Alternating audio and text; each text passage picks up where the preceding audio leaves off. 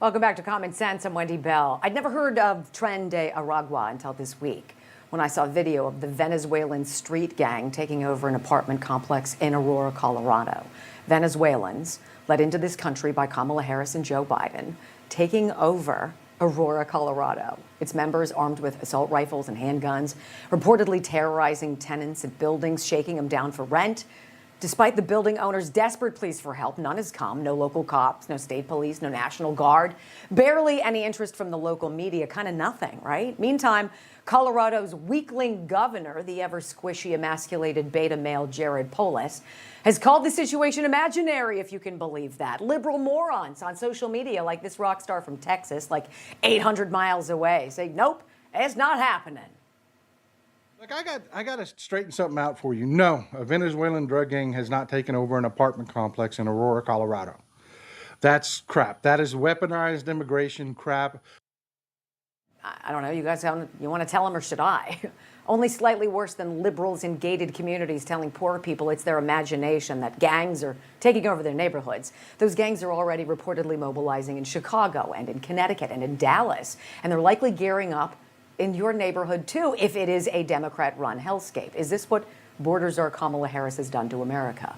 Let's bring back our panel. Ari Hoffman hosts the Ari Hoffman Show on Talk Radio 570 AM KVI out of Seattle. Melanie Collette hosts Money Talk with Melanie on 98.7 The Coast in New Jersey.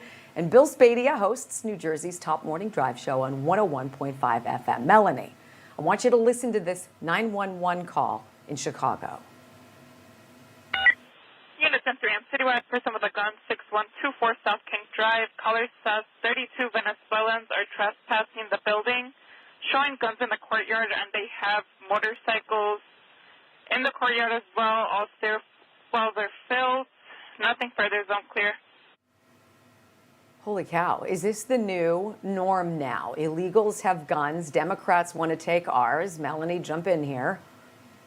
I'm so very confused about what's going on here. They're trying to say that this is not happening. There's video of people with guns kicking in a door. Like, I don't know how much more real that could possibly be. And I hope that this is not the new norm.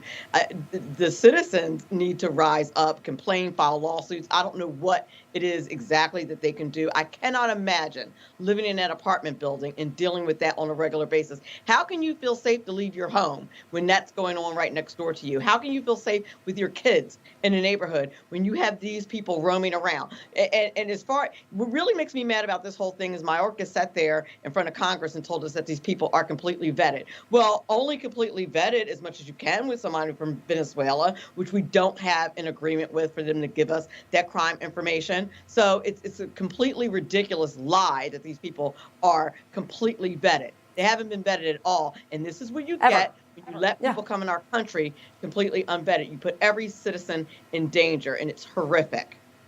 100%. And Connecticut law enforcement now are reportedly being warned about Tren de Aragua. Police reports already confirming the gang's presence in 11 states with an estimated 1,000 members here in our country illegally. I mean, Ari, this is so totally on Kamala Harris and Joe Biden, and there's no way around that. Absolutely it is. Let's look at Seattle, Washington. We have one of these gangs, this exact same gang, as a matter of fact, operating in a homeless encampment next to a church here in the Seattle area. They have been for months. I didn't see the Democrats denying it at that time. We also have an issue where at the northern border, we now have people coming over who could just walk across the northern border because all the resources have been sent down to the southern border, which is overwhelmed. So now we're having the exact same issues at the northern border that they are at the southern border, the exact same gang issues. And while everybody's debating, even though there's not much of a debate, as you said, you can see it in the video for yourself, what's happening in Denver, what's happening in these other cities, we're seeing it every single day. And what do all these cities have in common? Blue cities, blue states, all ones that are going to vote for Kamala Harris again, which is mind-boggling to me that immigration is one of the top issues. And then they look at somebody who was the border czar and say, yeah, I really trust that person to fix it. Why would you trust the person who broke it to fix it? Right on. You know, the 49ers first-round draft pick gets shot in the chest by a 17-year-old gang member in San Francisco. A college gymnast shot and killed in Wisconsin. A 14-year-old gets stabbed at a youth baseball game in Indiana. I mean, listen to this. Investigators say this picture is from when 26-year-old Dimas Gabriel Yanez was taken into custody. Deputies tell us he was in the process of cutting his hair to change his appearance when he was arrested. And they say Yanez stabbed a 14-year-old girl who was watching her brother's baseball game in Lowell over the weekend.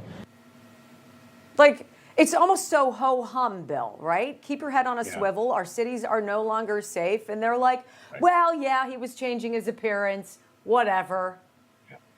Well, the truth is, Wendy, our suburbs are becoming increasingly less safe. I mean, we've had a spike here in New Jersey of car thefts, home invasions, and the percentage of home invasions related to car thefts has gone up exponentially. So this is not going to be voted away even with the next election, because even with Donald Trump retaking the White House, is you've got these dedication?